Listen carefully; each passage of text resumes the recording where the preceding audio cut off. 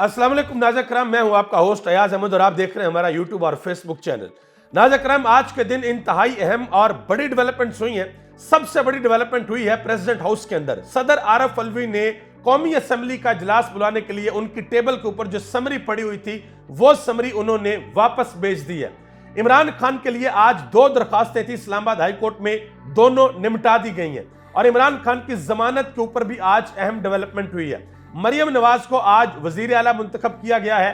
किस तरीके से वो वजीर आला मुंतखब हुई हैं, पाकिस्तान तहरीक इंसाफ ने आगे से क्या तगड़ा जवाब दिया है, ये सारी चीजें आपके सामने रखने के लिए जा रहा हूं। और हारून रशीद ने एक अहम जवाब दिया है, एक अहम पैगाम दिया है मरियम नवाज साहबा को, वो भी आपके सामने रखने के लिए जा रहा हूं। तो सबसे पहले शुरू करते हैं। सदर आरफ अलवी ने जो उनकी टेबल के ऊपर एक समरी पड़ी हुई थी कि आपने कौमी असम्बली का इजलास बुलाना है ताकि स्पीकर का इंतखाब हो सके, डिप्टी स्पीकर का इंतखाब हो सके और वजीर आजम को चुना जा सके। तो सदर आरफ अलवी ने उस समरी को वापस भेज दिया कि मैं उस वक्त तक इजलास नहीं बुला सकता जब तक पार्लियामेंट के अंदर जो अरकान है वो पूरे नहीं होते, जब तक मखसूस नशिस्तों का फैसला नहीं हो जाता उस वक्त तक इजलास नहीं बुला सकता। और मैं आपको यह भी बताता चलूं कि 29 फरवरी से पहले कानून के मुताबिक हर सूरत ये इजलास बुलाया जाना है कौमी असम्बली का। अब देखते हैं कि आगे क्या होता है।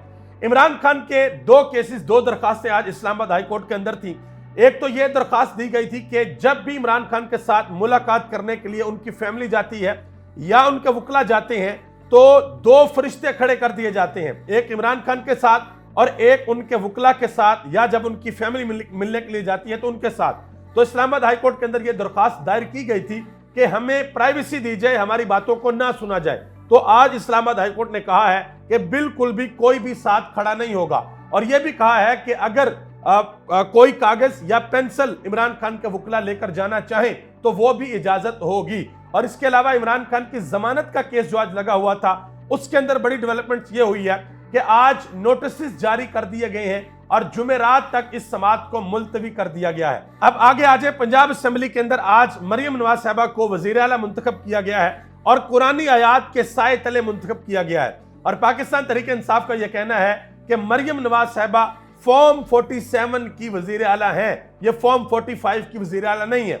शौकत बसरा की क़यादत में पाकिस्तान तहरीक इंसाफ के जितने भी MPs हैं जो जीते हुए हैं, जिनका यह दावा है कि हम फॉर्म 45 से जीते हुए हैं, आज उन्होंने एक बहुत बड़ी प्रेस कॉन्फ्रेंस की है और प्रेस कॉन्फ्रेंस करके उन्होंने बताया है कि ये हमारे फॉर्म 45 हैं, हम जीते हुए हैं। और उन्होंने बताया है कि हमारे पास जो सीटें हैं वो सीटें हैं 214 सीटें हैं और जो पाकिस्तान मुस्लिम लीग नून के पास सीटें हैं वो सीटें 36 सीटें हैं। 30 और 6 36 और 36 वाले आज वजीर आला बन गए हैं और 214 वाले आज बैठकर प्रेस कॉन्फ्रेंस कर रहे हैं कि हमारे पास फॉर्म 45 मौजूद है। इसके मुताबिक पाकिस्तानी कौम ने फैसला दिया है और इसके मुताबिक पंजाब का वजीर आला बनना चाहिए था। आज उन्होंने वॉकआउट किया, एहतजाज किया और धरना भी दिया। और जैसे उन्होंने धरना दिया तो पंजाब असेंबली के जो स्पीकर हैं उन्होंने वजीर आला के लिए वोटिंग करवाना शुरू कर दी। मरियम नवाज साहबा जो है वो वजीर आला पंजाब बन गई हैं। उन्होंने आज जो बातें की हैं वो भी मैं आपके सामने रखता हूं। लेकिन शौकत बसरा ने आज एक बहुत बड़ा मुतालबा किया है फॉर्म 45 दिखाते हुए। उन्होंने कहा, जी चीफ जस्टिस ने हमसे बल्ले का निशान छीना है, हम ये मुतालबा करते हैं कि चीफ जस्टिस फुल कोर्ट बनाए और खुद अलग हो जाए और ये सारी की सारी कार्रवाई लाइव दिखाई जाए। मुकद्दस किताब कुरान पाक के ऊपर हाथ रख कर हलफ दें कि धांधली नहीं हुई। और आप यकीन करें कि मैं आज ये बात सोच रहा था कि मरियम नवाज साहबा एक बड़ा अहम काम करेंगी। अगर वो जीती हुई हैं, अगर उनको अपनी जीत के ऊपर किसी किस्म का कोई शक नहीं है और बड़ा कॉन्फिडेंस है कि वो जीती हुई हैं और उनके लोग भी जीते हुए हैं, तो मैं आज ये सोच रहा था कि मरियम नवाज साहबा एक काम जरूर करेंगी। जब उनको वजीर आला मुंतखब किया जाएगा तो वो जब अपनी तकरीर करेंगी तो सबसे पहले वो ये कहेंगी कि मैं लोगों का शक दूर करना चाहती हूं, मैं पंजाब की आवाम को यह बताना चाहती हूं कि पंजाब की आवाम ने हमें मैंडेट दिया है। और वो आज कम अज कम ये कहती कि मैं इन कुरानी आयात के साए तले खड़े होकर ये हल्फन कहती हूं कि हम लोग जीते हुए लोग हैं, हम झूठे मैंडेट पे असेंबली के अंदर नहीं आए। ये आज उनको कम से कम लाजमी कहना चाहिए था। लेकिन दूसरी तरफ पाकिस्तान तहरीक इंसाफ के लोग ये दावा कर रहे हैं और हलफ उठा रहे हैं लोग कि हम जीते हुए हैं। ये जो हुकूमत है ये फॉर्म 47 की हुकूमत है, फॉर्म 45 की हुकूमत नहीं है। ये हुकूमत 8 फरवरी की हुकूमत नहीं है, बल्कि ये 9 फरवरी की हुकूमत है। और इस बात का एतराफ जनाब मोहतरम जावेद लतीफ भी मीडिया के ऊपर, टीवी के ऊपर बैठकर कर चुके हैं कि ये जो हुकूमत हमें दी जा रही है पंजाब के अंदर और वफाक के अंदर, ये ठोंसी जा रही है, जोर जबरदस्ती की हुकूमत है। और उन्होंने कहा कि यह हुकूमत जो है फॉर्म 47 की है, फॉर्म 45 की हुकूमत नहीं है। और आज सोशल मीडिया पे हर तरफ मरियम नवाज साहिबा के 2 क्लिप वायरल हो रहे हैं।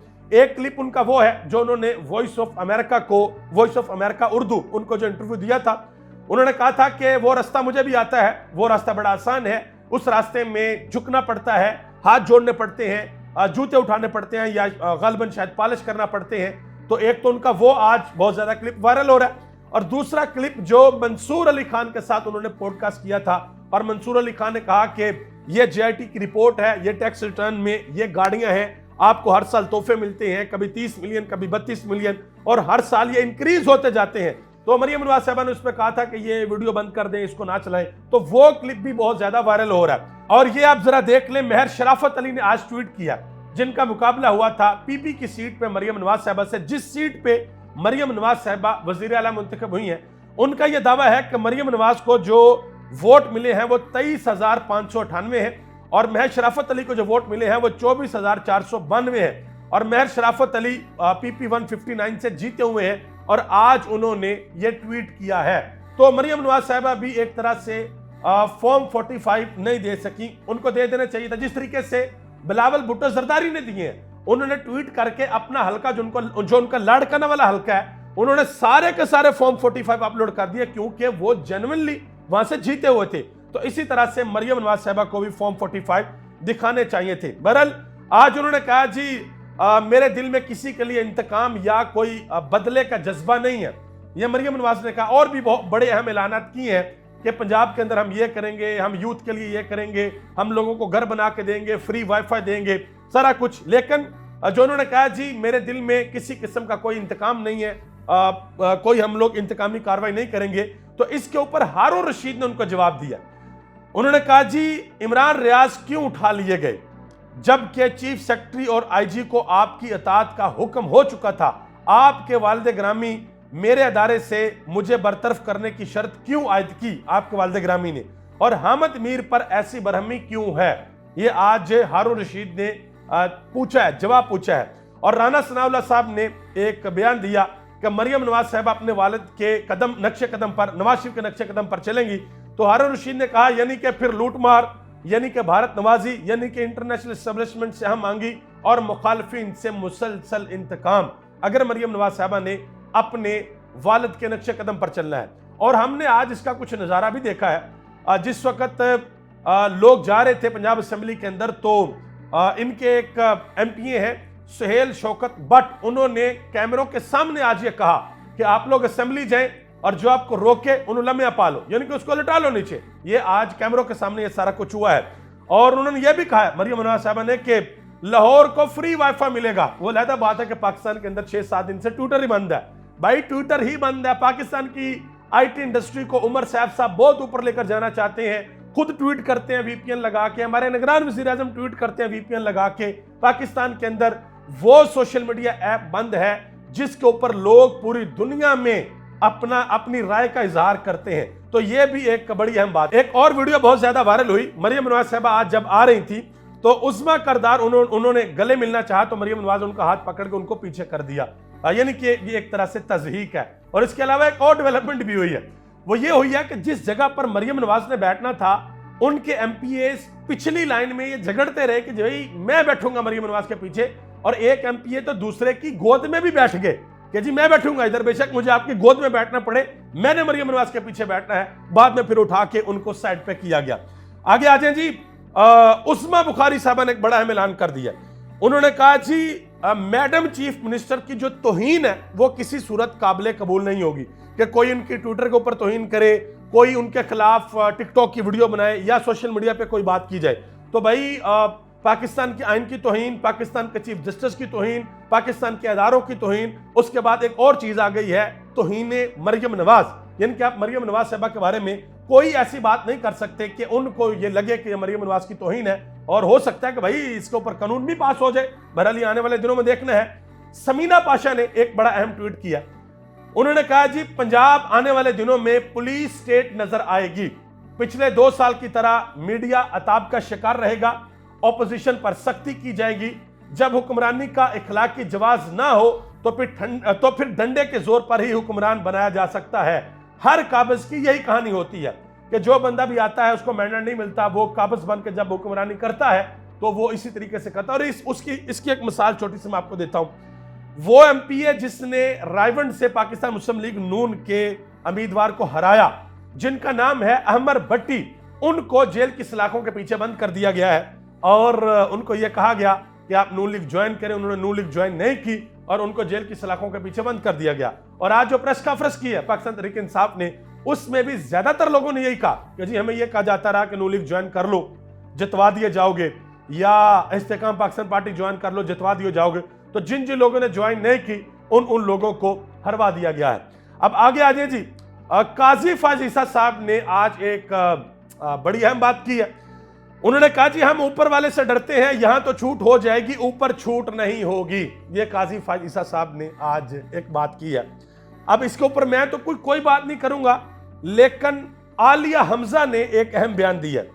उन्होंने कहा जी चीफ जस्टिस ये याद रखें कि अगर मुझे और दूसरे उम्मीदवारों को, खास तौर पर खवातीन को, जैसे कि रेहाना डार साहिबा, डॉक्टर यास्मीन राशिद, कैसरा इलाही, ईमान ताहर, सिमाबिया ताहर, इन सबको अगर इंसाफ ना मिला तो कल क़यामत का दिन होगा, अल्लाह की अदालत होगी, chief election commissioner, chief justice और इन सब का गिरबान होगा।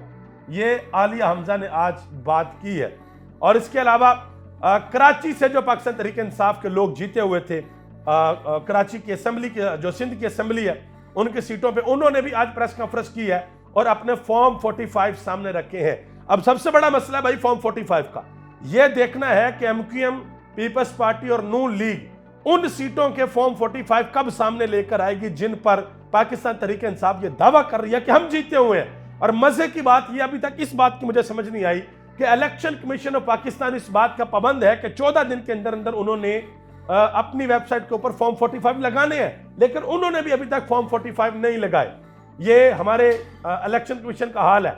और पाकिस्तान तहरीक इंसाफ से बल्ला वापस ले लिया गया था कि जी इन्होंने इलेक्शन ठीक नहीं करवाए।